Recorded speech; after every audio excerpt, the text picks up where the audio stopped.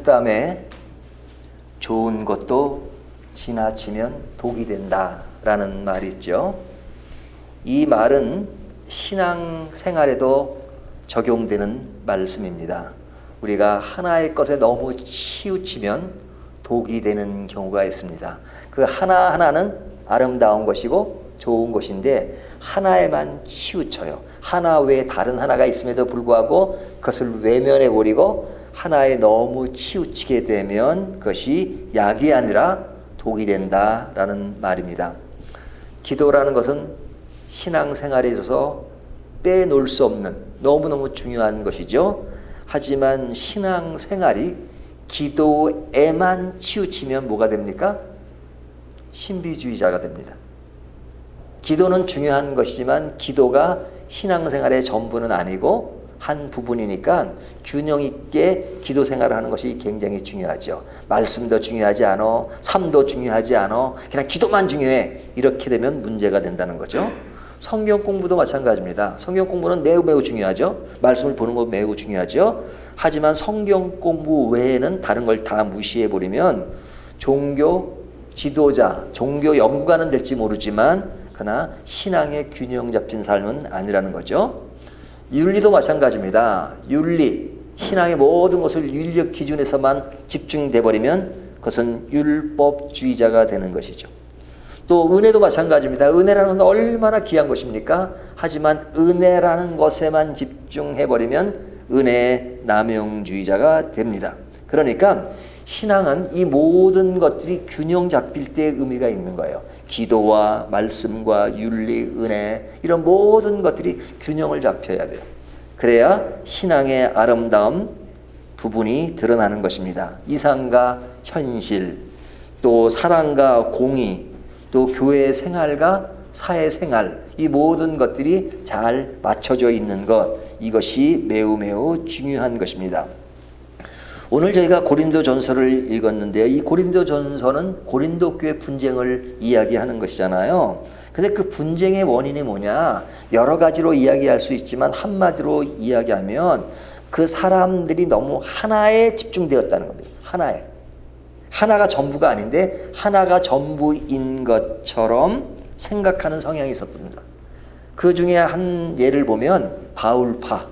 그죠? 바울은 얼마나 좋은 것을 가르쳤습니까? 하지만 바울파는 바울이 강조한 한 가지만 집중적으로 인식하고 그것이 전부인 것처럼 행세했단 말이죠. 이것이 바울파예요. 근데 바울파만 있었나요? 아볼로파도 있었잖아요. 이 아볼로라고 하는 사람은 상당히 좋은 지도자였습니다. 우리가 성경에 바울만큼 아볼로가 많이 알려지진 않았지만 아볼로는 당대에 굉장히 좋은 사람이었어요. 근데 그 사람의 것을 추종하는 사람들이 그 사람의 것만 전부인 것처럼 생각했단 말이죠. 그래서 고린도 교회에 바울파가 있고 아볼로파가 있었어요. 또 게바파가 있었죠. 게바는 누구죠? 베드로. 베드로를 다른 이름은 게바라 그러잖아요. 게바파가 있었단 말이죠. 그러니까 또 바울의 어떤 가리킴 이것을 전부인 것처럼 생각했습니다. 그러니까 바울파, 아볼로파, 게바파 있으니까 또 다른 파가 생겨요. 그것이 뭐냐면 야 바울이 중요하냐 아볼로가 중요하냐 게바가 중요하냐 하면서 그리스도파가 생겼단 말이죠. 그리스도파 모든 것이 예수 그리스도를 통한다는 것은 굉장히 아름다운 것이잖아요. 하지만 이 그리스도파는 또 하나의 것에만 집중했어요. 바울도 아니고 아볼로도 아니고 게바도 아니고 이 세 가지를 다 부정하면서 자기들이 가지는 어떤 것 예수님을 등용시키긴 하지만 너무 하나에 집중되어 있는 것 이것이 그들의 허점이었습니다. 그러니까 이 모든 하나하나가 귀한 것임에도 불구하고 너무너무 하나에 집중함으로써 그것이 독이 되는 그런 양상을 보이게 되었단 말이죠. 그 양상은 서로 간의 분쟁으로 이어집니다. 서로에게 협력하고 서로를 이해하고 또 많은 것을 배우고 해야 되는데 이들은 자기 한 가지를 주장하면서 남의 것을 인정하지 않는 것 이것이 문제를 드러난 것입니다. 그러니까 이들은 하나에만 집중했다는 것이죠. 근데 하나 외에 또 다른 하나가 있고 또 다른 하나가 있다는 것을 인정하지 않은 겁니다. 하나를 알고 하나를 말하는 것과 열을 알고 하나를 말하는 것은 차원이 다른 것이죠. 우리가 설명할 때 하나의 중에 설명할 때가 있어야 돼요. 하지만 그때는 열을 알고 하나를 설명할 때 그 하나가 가치가 있는 것이죠. 자, 그렇다면 고린도 교회 문제점들을 좀 더 구체적으로 이야기하면 그들은 하나에 집중하는 것이었는데 그 하나에 집중하는 사람들의 태도가 어땠느냐. 6절을 보면요, 이렇게 말하고 있습니다. 6절 보실까요? 형제들아, 내가 너희를 위하여 이 일에 나와 아볼로를 두서 본을 보였으니 이는 너희로 하여금 기록된 말씀 밖으로 넘어가지 말란 것을 우리에게서 배워 서로 대적하여 교만한 마음을 가지지 말게 하려 함이라. 교만한 마음을 가지지 말게 하려 한다는 것은 그들이 뭐 했다는 거예요? 교만했다는 거죠. 교만했다는 거. 굉장히 교만했어요. 자기가 아는 것을 가지고 내 것이 최고야 하는 교만한 마음. 7절을 보면요, 누가 너를 남달리 구별하였느냐? 내가 있는 것 중에 받지 아니한 것이 무엇이냐? 내가 받았은즉 어찌하여 받지 아니한 것 같이 자랑하느냐? 자, 그들은 또 어떤 문제를 드러냈어요? 자랑하는 것. 사실 사람이 살다 보면 자랑하고 싶은 것이 많습니다. 자랑하고 싶은 마음이 없는 사람이 어디에 있겠어요? 하지만 그 자랑이 도를 지나쳐서 그것이 남을 무시하고 자기만 최고라는 선까지 가면 그 자랑은 진짜 위험한 것이죠. 그것이 내 인생의 가치관이 되어서 자기 만족, 자기가 최고인 것처럼 살아가는 사람, 자기 자랑 속에 매몰되어 있는 사람, 그 사람들은 문제죠. 그러니까 이 고린도 교회 사람들의 문제는 교만함과 자랑함인 것이었어요. 자, 이 교만과 자랑의 핵심은 뭐냐? 8절을 보면요, 너희가 이미 배부르며 이미 풍성하여 우리 없이도 왕이 되었도다. 자, 교만하고 자랑하는 이 핵심이 뭐냐? 왕이 된 겁니다. 왕이 됐어요. 자신이 왕이 되었어요. 자, 왕이 되면 어떤 모습을 드러내느냐? 8절을 보면요, 너희가 이미 배부르며. 자, 왕의 그런 속성, 왕 자체가 나쁜 것은 아닙니다. 하지만 왕이 가지는 속성을 얘기할 때 왕은 배고픈 왕이 없죠. 그렇죠? 나라가 가난해도 왕은 부유합니다. 그러니까 배부르며 그러죠. 배부르다. 그러니까 풍성하죠. 여기 보면 너희가 이미 배부르며 이미 풍성하며 그러죠. 풍성한 겁니다. 왕은 배부르며 풍성하며 또 나라를 다스리려면 어떻게 돼요? 10절 우리는 그리스도 때문에 어리석으나 너희는 그리스도 안에서 지혜롭고. 참 이 이야기가 지금 역설적으로 얘기하는 겁니다. 바울과 아볼로는 어리석다 하지만 너희는 지혜롭다는 말은 실제로 약간 좀 역설적으로 이야기하는 거죠. 근데 이들은 지혜롭다 하는 얘기는, 왕은 지혜로워야죠. 그래야 뭐 나라를 잘 통솔해 갈 수 있죠. 또 10절에 강하고 그러죠. 너희는 강하고. 그러니까 고린도 교인들이 강하다는 겁니다. 지혜롭고 강하고 10절 존귀하다. 이게 뭐냐면 왕이 같다. 왕과 같다. 그러니까 너희가 왕이 되었도다. 왕이 가지는 속성, 배부르며 풍성하며 지혜롭고 강하고 존귀하고. 그리고 이 모든 것들은 누구와에게 연결되느냐? 자기들이 왕이니까 자기에게 영광이 되는 것. 그러니까 자기 영광. 이것이 그들이 가지는 교만과 자랑의 핵심이었어요. 교만과 자랑. 그것은 왕이 된 것인데 왕은 뭐 한 것이냐? 배부르고 풍성하며 뭐 그런 나머지 것들 이런 겁니다. 근데 이들이 왕이 된 것은 언제 된 것이냐? 다시 8절을 보면요. 너희가 이미 배부르며 또 이미 풍성하며. 이미라는 말을 쓰죠. 이미 너희는 아주 그런 그 상황에 찌들어 있다. 이미 그렇게 됐다. 이미 배부르며 이미 왕이 되었도다 이런 겁니다. 그러니까 이미 그런 상태에 있기 때문에 그 당시에 고린도 교회가 바울에 의해서 지어지고 개척되고 바울의 어떤 신앙적 사상을 영향을 받았음에도 불구하고 이들은 바울이 필요 없다는 거죠. 그래서 8절에 보면 우리가 너희와 함께 왕노릇하기 위하여 참으로 너희가 왕이 되기를 원하노라. 왕이 되는데 어떻게? 앞에 보면 우리 없이도 그래요. 우리 없이도. 그러니까 바울이 필요하지 않습니다. 그렇죠? 바울에게 배울 때는 참 많은 영향을 받고 귀하다고 생각하고 그리고 컸어요. 근데 이제는 당신 필요 없어.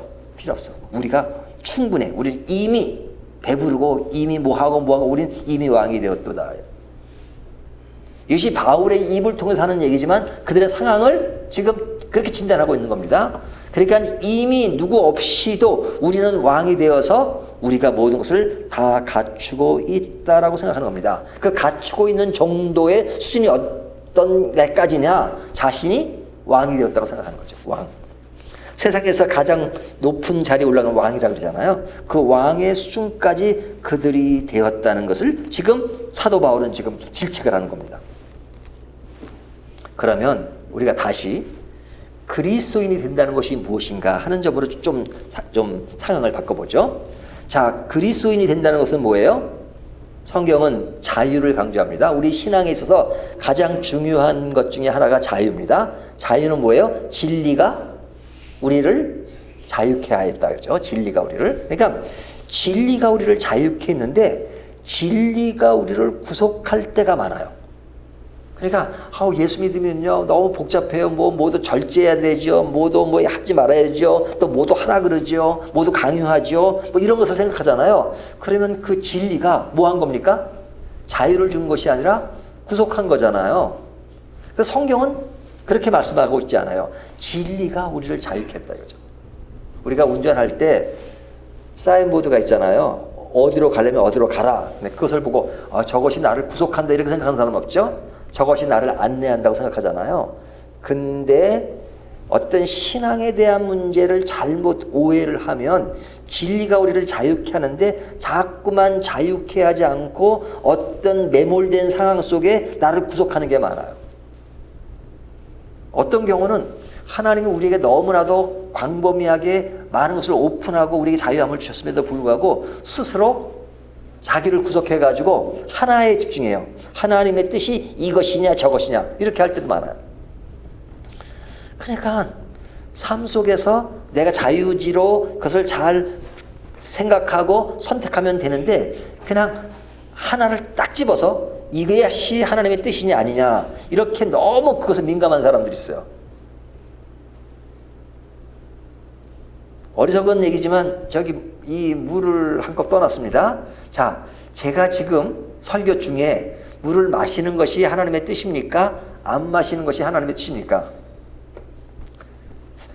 박사님 웃으셨어요.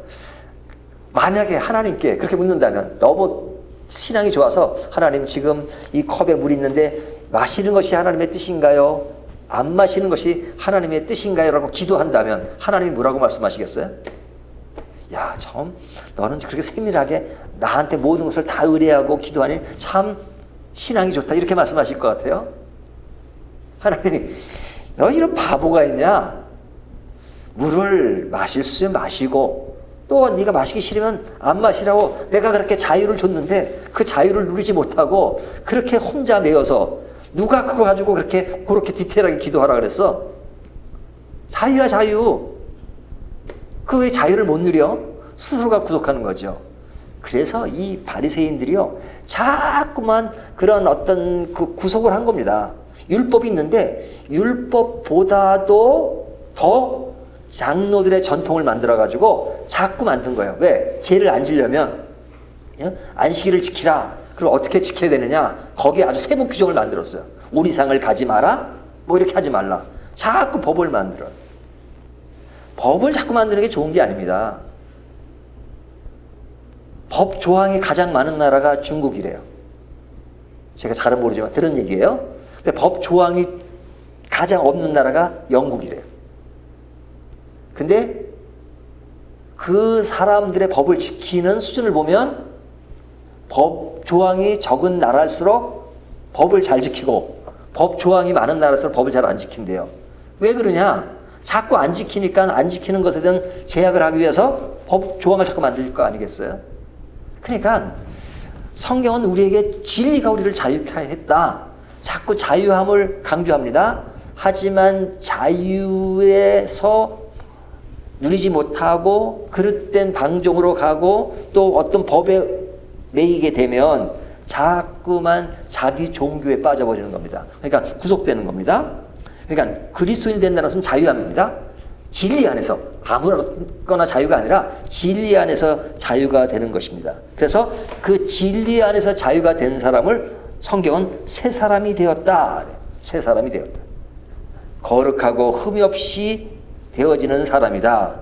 그러면서 베드로전서 2장 9절에 보면 너희는 택하신 족속이요 왕같은 제사장 거룩한 나라의 백성이다. 이렇게 말하는 겁니다. 그러니까 여기 왕같은 제사장 그러죠. 그렇다면 성경이 우리에게 어떤 특권을 주셨냐면 너희는 왕이다 이렇게 말하는 겁니다. 왕같은 제사장이니까. 그래서 사도 바울도 오늘 8절 하반절에 보면 뭐라고 이야기냐면 너희가 왕이 되기를 원하노라 그러죠. 자, 사도 바울은 너희가 왕이 되기를 원하노라 이렇게 말하는 것은 그리스도인은 그리스도로부터 왕의 특권을 받은 것입니다. 너희는 이제 왕의 특권을 가지고 나의 자녀니까 하나님이 왕이시니까 왕의 자녀니까 왕의 특권을 가지고 자유함을 누리고 그리고 기쁨과 감사함으로 살라 이겁니다. 이것을 주장한 사람이 누구냐? 당시에 바울이나 아볼로나 게바도 마찬가지겠죠. 이것을 주장한 겁니다. 진정한 왕이 되어라. 자, 진정한 왕이 되는 것은 우리 그리스도인들이 가지는 특권이에요. 우리 모두가 지금도 우리는 하나님 앞에 어떤 사람이라고요? 왕 같은 제사장.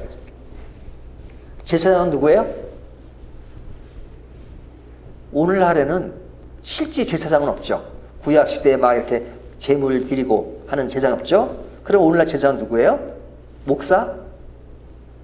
아닙니다. 모든 성도가 제사장이에요. 종교개혁의 핵심이 뭐냐면 만인 제사장설. 모든 성도는 하나님 앞에 왕같은 제사장이다. 그러죠? 자, 이 왕같은 이런 말은 우리에게 주어진 너무나도 큰 특권이에요. 그런데 이 특권인데 지금 8절에는 또 왕이 되기를 원한다고 하지만 비관적으로 왕이 되었다는 말을 쓰고 있죠. 8절 너희가 이미 배부르며 이미 풍성하며 우리 없이도 왕이 되었도다 그러죠. 그러니까 두 가지네요. 왕이 되는 것은 우리에게 주어진 특권이에요. 하지만 왕이 된 것을 비판하는 겁니다. 모순돼 보이잖아요. 그러면 비판하는 것이 뭐냐? 그 왕에 대한 잘못된 왜곡이 있고 오해가 있다는 거죠. 자, 성경은 우리에게 왕의 특권을 주셨어요. 하지만 그 왕의 특권을 오해하거나 왜곡했을 때 나타나는 현상이 누구에게 있는 거예요? 고린도 교인들에게. 그러니까 그렇게 된 왕이라면 그 왕됨은 잘못된 것이다. 그것을 지적하는 거죠. 그 왕됨이 뭐냐? 다시 뒤로 돌아가면 자랑하고 교만한 것. 그리고 하나의 것에 집중해서 그것이 전부인 것처럼 알고 있는 것. 이것이 그들이 그릇된 왕의 모습을 지닌 것이다. 이렇게 말하는 것이죠. 그렇다면 그것을 좀 더 세부적으로 이야기하면 뭐냐. 자, 여기 보면 이미라는 말을 쓰죠. 8절에 오면 이미 너희가 이미 배부르며 이미 풍성했다라는 말하죠. 그러니까 그들은 이미 왕이 되었다 그러죠. 그 말에는 뭐냐면 이미와 다른 개념은 뭐예요? 아직이죠. 아직. 그러니까 우리가 왕이 된 것은 이미 왕이 되는 것이 있어요. 그리스도를 통해서 우리는 새로운 피조물이 됐으니까 이미 구원받은 것이에요. 제가 구원론을 얘기할 때 늘 강조하죠. 하지만 아직 not yet. 아직은 아니다. 그러니까 이미 내가 대학교 합격증을 받았으니까 나는 학생이 된 겁니다. 합격증을 받고 등록금을 다 냈으니까. 하지만 아직 수업을 시작하지 않았어요. 입학식을 했지만 아직 공부를 시작 안 했어요. 그러면 아직은 학생으로서의 어떤 수업을 받지 않았으니까 아직 공부를 하지 않은 거죠. 그러니까 천국 개념을 얘기할 때 늘 그러거든요. 새하늘과 새 땅은 아직 오질 않았어요. 예수님이 재림하실 때 그때 새하늘과 새 땅이 완성되는 새로운 나라예요. 그때는 모든 것이 완벽해지는 나라예요. 그러니까 그때까지를 말할 때 not yet, 아직은 아니다 이거죠. 아직은. 천국은 아직 아니다. 하지만 그리스도의 그 구속의 핵심이 지금 우리들에게 주어진 것이니까 이미 구원은 이루어진 것이다. 그래서 이게 참 어려운 개념이에요. already, 이미 되었다는 것과 아직 안 되었다는 것. 그래서 주님이 오실 때까지는 완전한 나라가 아니에요. 하지만 우리가 영적인 측면에서 이미 완전함을 내 안에 있는 것이다. 그래서 지금의 천국은 마음의 천국이라 이렇게 말하는 겁니다. 마음의 천국. 하지만 나중에는 마음의 천국뿐만 아니라 완전한 우리들의 삶의 모든 것이 천국이 되는 것을 말한단 말이죠. 그러니까 우리는 이미라는 그런 신앙적 그 믿음의 상태를 가지고 있지만 그러나 아직도 과정 속에 있다는 것을 착각하면 안 된다 이거죠. 그래서 우리가 지금 살아가면서 죄를 짓습니까? 짓지 않습니까? 짓죠. 성경은 우리의 죄를 다 용서하셨다고 말씀하세요. 너희 죄를 완전히 사했다 이렇게 말씀하세요. 그럼 실제 죄를 안 짓느냐? 죄를 짓잖아요. 그럼 뭐냐? 이게 자꾸 헷갈리는 거예요. 성경은 왕이 되었도다 그랬는데 아직은 왕이 아니다 이렇게 말하면 헷갈리잖아요. 그래서 우리가 이 복음서가 아니라 이 복음에 대한 이야기를 할 때 사람들이 제일 많이 질문하는 것이 그거예요. 완전히 죄사함을 받았다는데 왜 회개해야 되고 왜 용서함을 필요로 하는가 하는 이야기를 한단 말이죠. 그래서 바울은 그런 것을 예를 들어서 설명을 참 많이 해요. 그 중에 한 예를 든다면 자, 나무를 자르면 그 나무가 사는 겁니까? 죽은 겁니까? 나무가 있어요. 여기 이제 그릇턱이라는 게 있잖아요. 그릇턱에 뿌리가 있는 부분이고 그 뿌리가 없는 부분 그 나무를 잘랐어요. 그러면 그 나무는 죽은 겁니다. 근데 죽은 나무가 조금 시간이 지나다 보면 거기서 잘랐는데도 막 이렇게 잎사귀가 나오고 그러잖아요. 왜 그래요? 그 안에 수분이 있으니까. 그러니까 수분이 마를 때까지는 뭔가를 드러내잖아요. 예? 그러니까 우리의 죄 문제가 잘라졌다 하더라도 죄 잔재가 남아있다. 옛성품이라 해요. 옛성품. 옛성품이 우리에게 남아있는 겁니다. 살아있는 동안. 그러니까 그래서 그 옛성품에 대한 그 문제 때문에 우리가 하나님께 용서해 주십시오라고 해결한다 이거죠. 이것이 이미와 아직 속에 남아있는 겁니다. 그러니까 우리가 지금 그런 과정 속에 있기 때문에 내가 왕의 특권을 받았지만 이 세상을 살면서 아직까지는 완전한 왕에 이르지 못한 것을 자각하고 늘 겸손한가, 늘 나의 나됨이 되지 못한 것 이런 것들을 늘 생각하고 살아가는 것 이것이 중요하단 말이에요. 그것이 다른 말로 말하면 교만과 반대되는 겸손인 것이죠. 겸손. 근데 고린도 교인들은 자기들이 다 된 것처럼 생각하니까 우리는 누구도 필요 없고 내가 다 할 수 있어. 그 기한은 이렇게 되면 하나님까지 필요 없는 것이죠.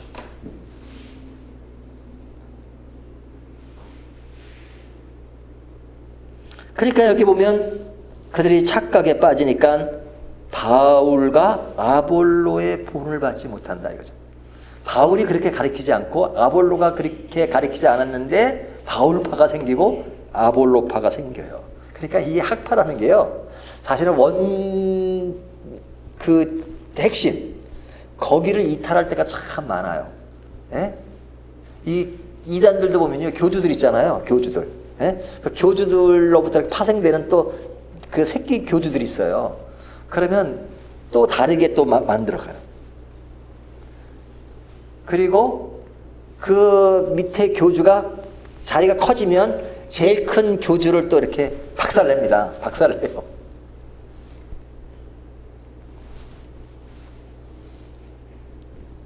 그러니까 오늘 본문에서 바울과 아볼로의 본을 받지 않는다 이런 말을 하잖아요. 그럼 이들의 본을 받아야 될 것이 뭐냐? 말씀 안에 거해야 되는데 말씀 안에 거하지 않아요. 다시 한번 6절을 볼까요? 형제들아 내가 너희를 위하여 이 일에 나와 아볼로를 들어서 본을 보였으니, 본을 보인 것이 뭐냐? 이는 너희로 하여금 기록된 말씀 밖으로 넘어가지 말라 한 것을. 자, 말씀 밖으로 넘어가면 안 돼요. 근데 이들은 말씀 밖으로 넘어갔어요. 우리에게 배워 서로 대적하여 교만한 마음을 가지 말게 하려 함이라. 말씀 밖으로 넘어가지 않아야 그들이 왜곡이 없어지는데 말씀 밖으로 넘어갔다는 거죠. 배워야 하는데 배우지 않은 겁니다. 이미 다 배웠다 그죠. 우리가 뭘 조금 하면 다 아는 것처럼 생각될 때잖아요. 고수가 될수록 아 이게 진짜 어려운 것이구나 이렇게 얘기하고 배울 게 많다 그죠. 요즘은 TV를 보면요 이 그 노래 경연 그런 게 많아요. 야 요즘에 이렇게 노래들 잘해요. 근데 그 사람들을 보면 늘 부족함을 고백해요. 그리고 요즘 그 심사하는 사람들 보면 아, 참 겸손해졌다는 생각이 많이 들어요. 내가 심사하는 입장에 있지만 당신보다 결코 잘하는 건 아니다. 그러면서 어떤 배워야 하는 그런 것을 보여주는 것이 참 인상적이더라고요.